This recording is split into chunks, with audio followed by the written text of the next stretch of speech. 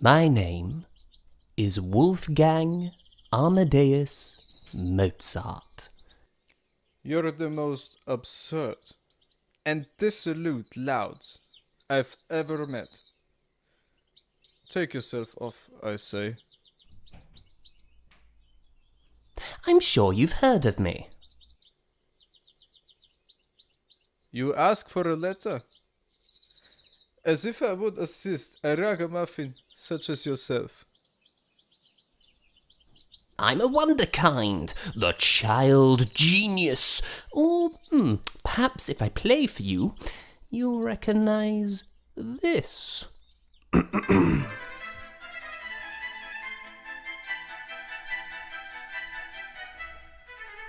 However, what if I told you my story isn't all it's ever been cracked up to be?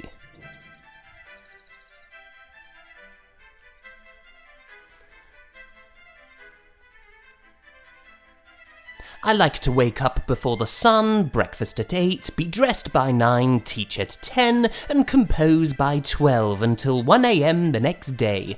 Unless, of course, I'm required to take a meal in between, but who has time for that? After all, my life was going to change once I left Salzburg and her dingy little backwater ways of thinking. Ugh, Salzburg. It makes my blood just boil. Ugh, there's nothing for me in that little town. Not even a theatre. Can you believe that? So I left, and it was splendid. Rather, I should say, it was fantastic. Until my employer kicked me out of his service.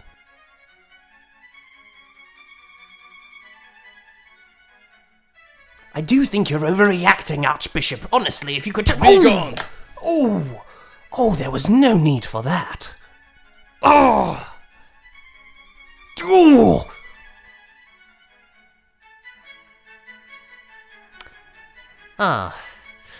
Perhaps... I'd best explain.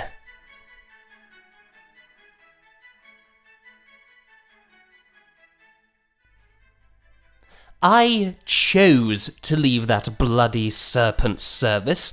Though he did kick me out, I was glad to see my way to the door, and now...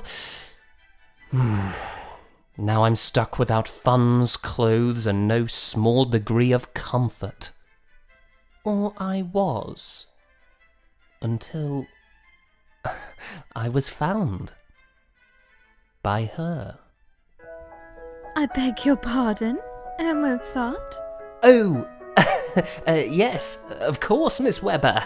I beg your forgiveness for my my clumsiness. She's a real beauty, Miss Weber.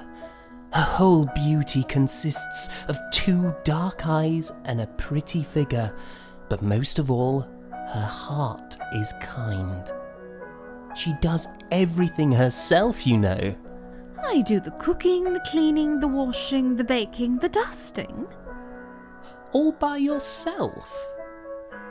Mostly, yes. Providence spare me!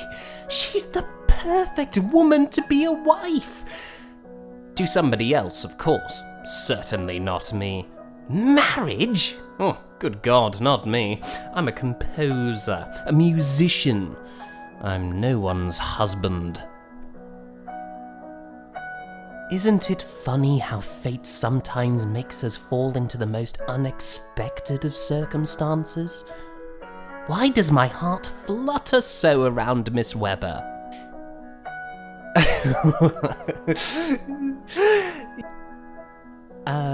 Say, do you like canaries? I happen to love birds.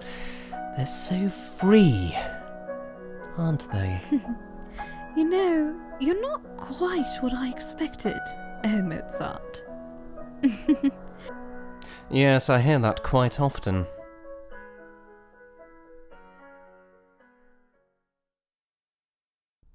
Leave me at once, I say. Begone. I'm through with you. Damned ragamuffin. Oh, and I with you. Adieu, your holiness. I'm tired of fighting with this pompous old clod. The Archbishop, Count Arco, they all laugh at me. Stanzel! I'm not.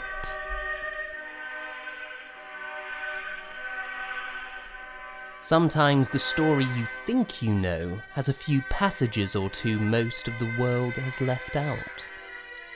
And mine is much bigger than anyone understands. Sometimes it takes courage, and I'd say you have much courage, Raphael.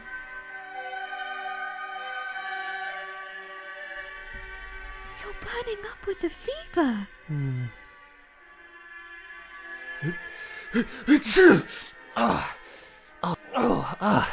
Pardon me.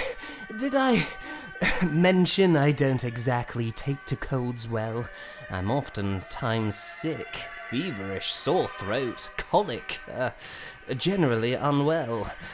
You didn't fret, because I'm going to take care of you. I promise. You haven't any elderberry tea, do you? I just might. Well, bless you, Stanzel. Thank you. Good God, what is this feeling? It's like butterflies in my stomach. I must be quite unwell after all.